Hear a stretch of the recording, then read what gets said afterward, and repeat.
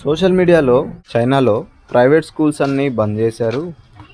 Only government విద్య మాత్రమే 6th to 15th class వరకు కూడా మనకి మంచి నాణ్యమైన ప్రభుత్వ విద్య అందాలి అని గవర్నమెంట్ నిర్ణయం తీసుకుంది అని కొంత తప్పుడు ప్రచారం చేస్తున్నారు. దాంట్లో నిజం ఉన్నప్పటికీ కూడా చిన్న కరెక్షన్ ఉంది. ప్రైవేట్ స్కూల్స్ అన్నిటినీ క్లోజ్ చేయలేదు. ప్రైవేట్ స్కూల్స్లో ప్రాఫిట్ని గెయిన్ చేసే విధానాన్ని వాళ్ళు రద్దు చేశారు.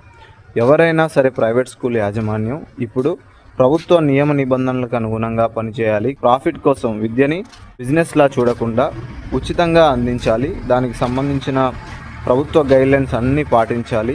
విద్యని బిజినెస్ లాగా చూడకుండా కఠిన చర్యలు తీసుకొని ఈ సంస్కరణలు తీసుకొచ్చారు తప్ప ప్రైవేట్ స్కూల్స్ని పూర్తిగా క్లోజ్ చేయలేదు. ప్రైవేట్ స్కూల్స్ ఉంటాయి కానీ ప్రభుత్వ ఆధీనంలో ఉంటాయి.